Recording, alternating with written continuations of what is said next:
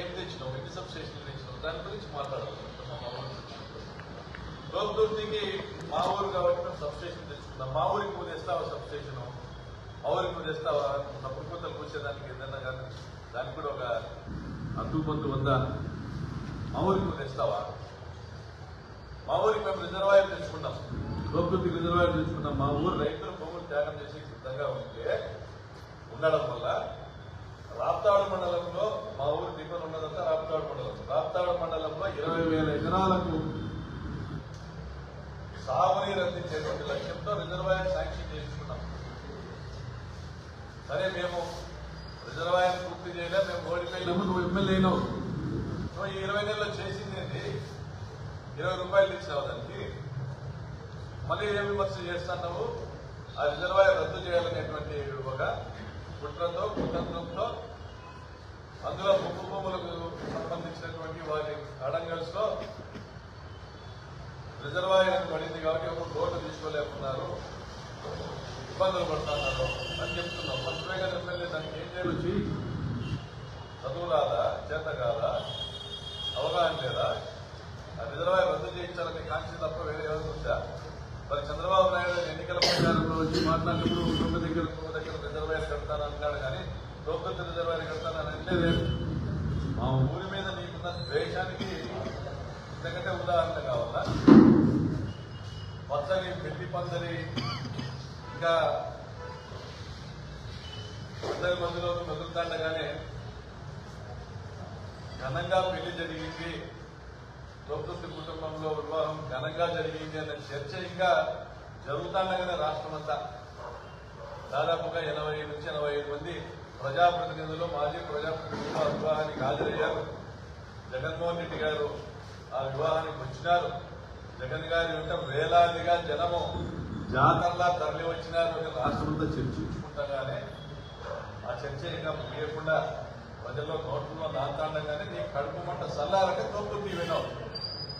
లోక్దుర్తి ఎప్పుడో సంవత్సరం కింద పూర్తి చేసినటువంటి సబ్స్టేషన్ ఎప్పుడో ఓపెన్ చేసిన లోక్దుర్తి పోయి ఆడ రెచ్చగొట్టేటువంటి మాటలు నీ మీటింగ్ అంతా బయటకు తీసుకొచ్చుకున్నావు. రెచ్చగొట్టేటువంటి మాటలు, ఊర్లో గొడవ పెట్టుకునేటువంటి ప్రయత్నాలు, నీ కింద ఊడిగా చేసేటువంటి కొన్ని కాకి చొక్కాలు చేస్తుంటే విరంగం, ఇవన్నీ కూడా గ్రామాల్లో గొడవ చూపించాలా, లోక్దుర్తి గ్రామాన్ని రావణకాష్టంగా మార్చాలని ఇటువంటి కుట్ర. నియోజకవర్గంలో పసుపుతాలు తెగుతాంటే నీకు ఆనందం. నియోజకవర్గంలో ఒక మహిళగా నీకు మాట్లాడలేకపోతున్నాం. చాలా సందర్భాల్లో నువ్వు మహిళగా కోరుకుంటున్నావు, మహిళలకు ఓటు చేస్తాను, నువ్వు పెట్టినావు, కానీ నువ్వు వచ్చిన మహిళలు తాలూకు తెలుస్తావు అనేది గతంలో అనేక మార్లు నిరూపితమైంది. నీకు మహిళగా నిన్ను గౌరవించాలన్నా కూడా జరుగుతున్న ఉదాహరణలో నువ్వు ఎమ్మెల్యేగా ఉండగా 24 నుంచి ఈ రోజు వరకు రాప్తాడులో సావిత్రమ్మ హత్య జరిగింది. నీ తమ్ముడు చేసినటువంటి సెటిల్మెంట్ లో భాగంగా సావిత్రమ్మ నారాయణ రెడ్డి హత్య జరిగింది. ఈ ఊరు పక్కన ఏడుగురాలపల్లిలో 14 సంవత్సరాల మైనర్ బాలికపై నీ అనుచరులు 18 మంది 8 నెలల పాటు అత్యాచారాలు చేసినారు పాశవికంగా. అదేవిధంగా మొన్న నీ రామగిరి మండలంలో మంగాపురంలో అంగన్వాడీ హెల్పర్ అమ్మాయిని కొట్టుకుంటా, చెప్పులతో కొట్టుకుంటా జుట్టు పట్టి ఇంట్లో బయటికి లాగినారు నీ అనుచరు. నిన్న వందనాల అమ్మాయి ఆత్మహత్య చేసుకుంది చెన్నై హాస్పిటల్లో. ఆకతాయిల వేధింపులపై న్యాయం జరగలేదు. వాళ్ళ తండ్రి అంటారు, ధర్మారంలో కంప్లైంట్ ఇచ్చింటే ఆ కేసు ఇక్కడికి ఇచ్చినారు సిద్ధపల్లికి. ధర్మారంలో ఆ కేసు విచారణ చేసినా కూడా నా బిడ్డ బతుకునేమో నా తండ్రి అంటాడు. పాపం ఆయన కూడా మీ పార్టీ కార్యకర్తే. మరి ఆకతాయిని ఎవరైతే పుష్టికోవాలకు సంబంధించినటువంటి ఆకతాయి ఎవరైతే అమ్మాయిని వేధించినాడని కంప్లైంట్ వచ్చిందో అతని మీద చర్యలు తీసుకోలేదని కానీ, అతని మీద పోలీసులు కఠిన చర్యలు తీసుకోలేదని సర్వత్రా విమర్శలు వస్తున్నాయి.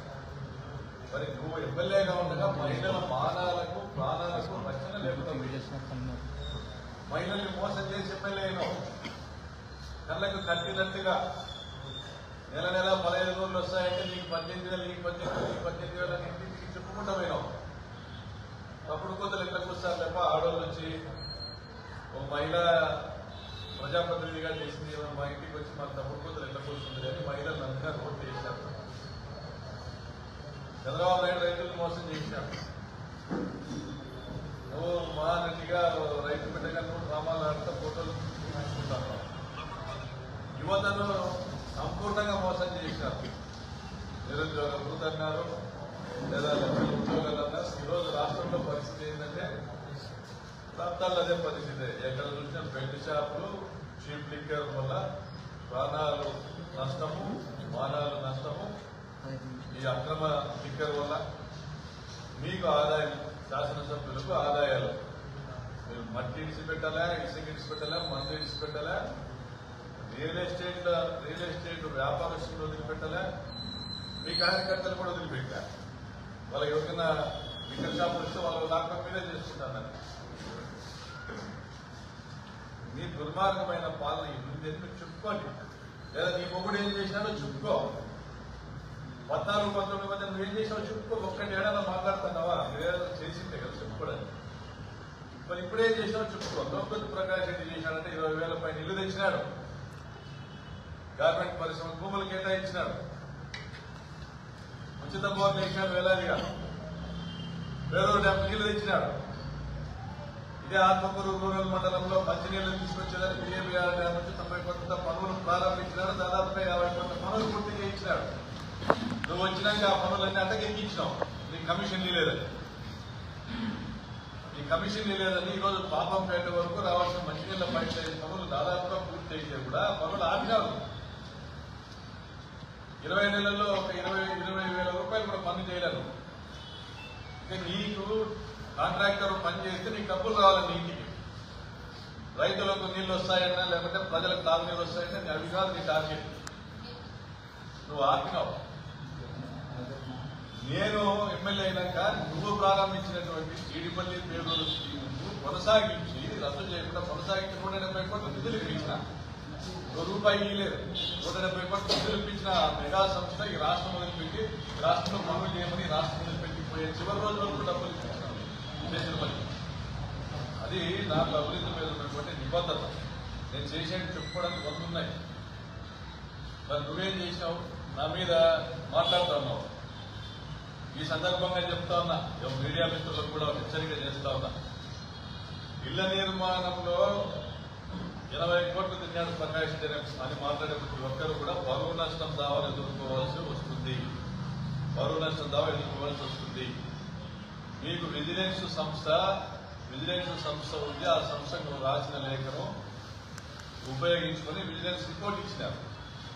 2022 8వ నెలలో ఇచ్చినటువంటి ఒక సర్క్యులర్, అది internal document, departmental internal document. దాన్ని బేస్ చేసుకుని ఇంత ఖర్చు పెట్టిండాలా, ఇంత ఖర్చు పెట్టినారు కాబట్టి 80 కోట్లు రికవరీ చేయాలని ఇచ్చినారు. అది న్యాయం తీసుకుంటే కూడా పనికిరాదు ఆ నివేదిక. ఒప్పందం జరిగింది 850 మంది మేసన్ కాంట్రాక్టర్లకు, 850 మంది రాత్రి లాంటి సంస్థలకు, 3,27,000 మంది లబ్ధిదారులకు ఒప్పందాలు జరిగింది. ఆ 1,80,000 ఎవరు ఎలా కడతారో అలా కట్టించుకుంటాం. దాంట్లో 2 లక్షల ఇళ్ల నిర్మాణం పూర్తయింది. నువ్వు ఇంకొక నీ కౌంటర్ పార్ట్ ఇంకొక శాసనసభ్యుడు ఇచ్చిన లేఖల వల్ల ఇళ్ల నిర్మాణం ఆగిపోయింది. మీ హౌసింగ్ మంత్రి ఇబ్బంది పడతాడు. రాష్ట్రంలో మేము తెచ్చిన 21 లక్షల ఇళ్లలో ఈ రోజుకి 8 లక్షల ఇళ్ల నిర్మాణం పూర్తయినాయి. అందులో 3 లక్షల్లో ఆప్షన్ 3 ఇళ్లలో 2 లక్షలు పూర్తయినాయంటే 70% సక్సెస్ రేట్ ఆప్షన్. ఇవి కాకుండా 18 లక్షల ఆప్షన్ 1, 2లో 6 లక్షల ఇళ్ల నిర్మాణమే పూర్తయింది. అంటే 33% అంటే పాస్ మార్కులు కూడా రాలే. అంటే ప్రభుత్వము విఫలమైంది. మీ ప్రభుత్వం ఇళ్ల నిర్మాణంలో సిగ్గుపడండి. ఈ కట్టుకున్న 8 లక్షల ఇళ్లలో కూడా 2 లక్షల ఆప్షన్ 3 వదిలిపెడితే వాళ్ళకి రూపాయి ఖర్చు కాలేదు. ఎందుకంటే బేసీలే కట్టించినారు. మిగిలిన 6 లక్షల ఇళ్ల నిర్మాణంలో ఒక్కొక్కరు 2 లక్షల నుంచి 3 లక్షలు కోల్పోయినారు లబ్ధిదారు. ఇంకా ఈ రోజు ఇంకా 13 లక్షల ఇళ్ల నిర్మాణం పెండింగ్ ఉంది. అందులో 1 లక్ష ఇళ్ళు ఆప్షన్ 3లో ఉన్నటువంటి 1 లక్ష ఇళ్ల నిర్మాణం మీ వల్ల అయిపోయింది, ఫలితాల వల్ల అయిపోయింది, అమరావతి మేరకు వల్ల అయిపోయింది. మరి రాష్ట్రంలో ఉన్న ఎమ్మెల్యేల యొక్క సుభాష్ వల్ల అయిపోయింది. మిగిలినటువంటి 12 లక్షల ఆప్షన్ 1 ఇళ్ల నిర్మాణము వాళ్ళ దగ్గర స్తోమత లేక కట్టుకోలేదు. మీ అనుచరులు ఇక్కడ పర్సన్నాయపల్లిలో మీ అనుచరులు జగనన్న కాలనీలో ఫ్లాట్లు అమ్ముకుంటా ఉన్నారు.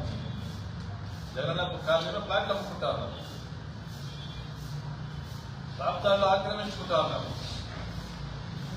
పర్సన్నాయపల్లి రాప్తాడు మధ్య ఉన్న బండమేరు వర్కలో దాదాపుగా 200-250 ఫ్లాట్ వేసి అమ్ముకున్నారు. ఆడ ఇల్లు కట్టుకున్నారు చిన్నగా. మన ఏమంటే బండమేరకు వరద వచ్చేవన్నీ మునిగిపోయినాయి. అంటే దుర్మార్గాలన్నీ కూడా మీ ఆయనలో జరుగుతాను అని చెప్పుకోవచ్చు. ఇంకమ్మా మేము ఇట్లా చేసినాం, ఇట్లా వరద వచ్చింది, ఇట్లా మునిగిపోయినాయి, మేము ఈ గవర్నమెంట్ కాలనీలో ఇల్లు అమ్ముకున్నాం, మేము ఇల్లు నిలబెట్టామని చెప్పుకో. Pipe line contractor PMR dam నుంచి ఆత్మకూరు మీదుగా పాపంపేటకి నీళ్లు తీసుకొచ్చే పనులను దాదాపు 50 కోట్ల పనులు పూర్తి చేసిన కాంట్రాక్టర్లను పిలిపించి నువ్వు కమిషన్ అడిగినావు చెప్పుకో, గర్వంగా చెప్పుకో. మా యొక్క నేను ఎమ్మెల్యే ఉండగా రోజుకి 50-60 లారీల పైపులు వచ్చింది, జాతరలా వచ్చింది. పనుల పండుగగా పనులు పూర్తవుతున్నాయి, నీళ్లు వస్తాయి అనుకునే సమయంలో 12 సంవత్సరంలో ఆయన పయ్యాల కేశవ్ గారి అనుచరులు ఆ పైప్ లైన్ పనులు మా ఊళ్ళో పోకుండా అడ్డుకోవడం వల్ల నీళ్ళని ఆత్మకూరు తీసుకున్నారేకపోయారు. మధ్యలో చిన్నంపల్లి దగ్గర ఒంగోలంతా మీ బంధువులంతా టేకప్ చేసిన 6 కిలోమీటర్ల పైప్ లైన్ అతను పనులు చేయడానికి రాలే. మేము మా ప్రభుత్వం వచ్చినాక చేసుకుంటామని అతను అడ్డుకోవడం వల్ల ఆ పనులు చేయకపోవడం వల్ల పాపంపేట నీళ్లు తీసుకురాలే. అంటే అభివృద్ధికి అట్లాంటి ఆ రోజు మీరే తెలుగుదేశం, ఈ రోజు మీరు విధ్వంసం సృష్టిస్తున్నారు. మీరు రాప్తాడులో రాష్ట్రంలో చంద్రబాబు నాయుడు గారు ఏ విధంగా విధ్వంసం సృష్టిస్తా ఉన్నారో 13 జిల్లాలు నిలబెట్టి మొత్తం నిధులన్నీ కూడా అమరావతికి తీసుకుపోయి ఈరోజు సచివాలయాలు, ఆర్బీకేలు, వెల్నెస్ సెంటర్లు శిథిలావస్థలలోకి వచ్చే పరిస్థితులు ఉన్నాయి. పూజలు పడతాను. వాలంటీర్ల వ్యవస్థ మీ తెలుగుదేశం పార్టీ కార్యకర్తలు బ్లాక్ మార్కెట్ పంపితే అధిక ధరకు అమ్మి అధిక ధరకు కొని నష్టపోయేటువంటి పరిస్థితి. ఇన్ని చేసిన పంటలకు గిట్టుబాటు కూడా ధర కూడా ఈలేని పరిస్థితి. మీ పరిస్థితి సిగ్గుపడండి, బయటికి రావడానికి సిగ్గుపడండి. మేము ఇది తప్పు చేస్తామని కొంతమంది ఎమ్మెల్యేలు చెప్తున్నారు, మేము ఇది పలాంటి తప్పు జరుగుతాను మా ప్రభుత్వంలో మీ వాళ్ళే. ఆ తప్పులు ఒప్పుకోండి. ప్రజలు ఏమన్నా ఆందోళనగా నమ్ముతారు. కానీ ఈ విధంగా రెచ్చగొట్టేటువంటి మాటలు మాట్లాడతా నువ్వేదో గొప్ప నాయకురాలని నువ్వు నిరూపించుకోవాలా అనుకుంటే అది జరగదు. ఎందుకంటే నీ అసలు రూపము ప్రజలకు తేటతెల్లమైపోయింది. మరి చివరిగా తెలుగుదేశం పార్టీ నాయకుల విజ్ఞప్తి, ఐటీడీపీకి వారి సోషల్ మీడియా కార్యకర్తలకు విజ్ఞప్తి. మా అన్న తోపుతుర్తి చంద్రశేఖర్ రెడ్డి నాకు తెలిసి బహుశా 2022లో కొన్ని వ్యాఖ్యానాలు చేసినారు చంద్రబాబు నాయుడు గారి గురించి. దానికి కారణాలు కూడా ఆ రోజు కూడా నేను ఎక్స్ప్లెనేషన్ ఇవ్వడం జరిగింది. ఈరోజు కూడా మళ్ళీ చెప్తాను. ఎందుకంటే మొన్న మా ఇంట్లో పెళ్లి బ్రహ్మాండంగా జరిగినప్పటి నుంచి డైవర్షన్ పాలిటిక్స్ ప్లే చేస్తున్నారు పర్యటనలు. కొండారెడ్డి హత్య కేసులో ముద్దాయిలు నిన్ను చంపితే మాకు సంబంధం లేదు అన్నాడు. అంటే బెదిరించే ధోరణిలో మాట్లాడినాడు. దానికి కొన్ని రోజుల ముందే ధర్మవరం తెలుగుదేశం పార్టీ కార్యకర్తలు కొంతమంది ప్రెస్ మీట్ పెట్టి పరిటాల రవి 300 మంది ఎట్లను సంపించినాడు అని మాట్లాడారు. అంటే ఈ రెండు గమనించినటువంటి క్రమంలో ఎవరైనా కూడా మీ తమ్ముడిని జాగ్రత్తగా తిరగమనమ్మా, వాళ్ళు సంపుతామని మాట్లాడుతున్నారు మీడియాలో మా అన్నకు చెప్పడం జరిగింది. ఆ బాధతో ఆ కోపంతో మా అన్న పరిటాల శ్రీరామ్ వెనకేసుకుని వచ్చేటువంటి తెలుగుదేశం పార్టీ అధ్యక్షుడిని మాట్లాడారు చంద్రబాబు నాయుడు గారు. పరిటాల శ్రీరామ్ వెనకేసుకుని వచ్చేటువంటి ఆ పార్టీ అధ్యక్షుడిని మాట్లాడినాడు. అనరాని భాషనే మాట్లాడినాడు. ఆయన భావంలో ఎక్కడ పొరపాటు లేదు కానీ భాష తప్ప ఆ రోజు కూడా చెప్పారు. మా తమ్ముడు జోలికి వస్తే అనే ఉద్దేశం, ఏ కార్యకర్త జోలికి వచ్చినా అనే ఉద్దేశం అయితే చెప్పినట్టు ఎవరైనా కూడా నువ్వు చూసి నరుకుతానంటే దాన్ని నరుకుదరా నువ్వు నిలబడు. నీకు దిగేదే మాకు దిగుతుంది, మాకు దిగేది నీకు దిగుతుంది. ఆ క్రమంలో మాట్లాడినాడు. దాన్ని ఈరోజు మళ్ళీ దాన్ని వైరల్ చేస్తా. మాట్లాడినటువంటి ఆ మాట, ఆ భాష తప్పని గతంలో కూడా చెప్పినా, ఇప్పుడు కూడా చెప్తా ఉన్నా. దాన్ని ఇప్పుడు కూడా మళ్ళీ వైరల్ చేస్తా ఉన్నాను. పరిపాలించిన మనుషుల్ని క్లారిటీ ఉన్నాం. ఏ సందర్భంలో మాట్లాడాడు? పరిటాల రవి, పరిటాల కుటుంబం లాంటి నరహంతక కుటుంబం నుండి ఎవరికి ప్రాణహాని జరిగినా దానికి బాధ్యులు మీరే, వాళ్ళ పార్టీ అధ్యక్షులని అర్థం పరమాత్మ దానికి తాత్పర్యం. కాబట్టి మీడియా మిత్రులు చెప్తున్నా, తెలుగుదేశం పార్టీ సోషల్ మీడియా మిత్రులు చెప్తున్నా, ఐటీడీపీ సంబంధించిన వారికి చెప్తున్నా, ఇక్కడ ఉన్నటువంటి మీడియాకి చెప్తున్నా, ఆ రోజు మాట్లాడిన మాటల తర్వాత, నేను ఇచ్చిన ఎక్స్ప్లెనేషన్ తర్వాత దాన్ని సమీక్షించి మళ్ళీ ఇప్పుడు కూడా దాన్ని మళ్ళీ కూడా వైరల్ చేస్తున్నారు. మళ్ళీ కూడా ఎక్స్ప్లెనేషన్ ఇచ్చినా ఇక్కడికి ఆపితే సంతోషం లేదు. మీరు చేసిన దుర్మార్గాలకు మీ అధిష్టానం మిమ్మల్ని చేతులతో మాట్లాడేయడంలే, మంచి పదజాలతో మిమ్మల్ని మాట్లాడేయడం లేదనే బాధ ఉంటే అది ఏదో ఆ బాధ మా మీద తెలుసుకోవాలని ప్రయత్నం చేసి దానికి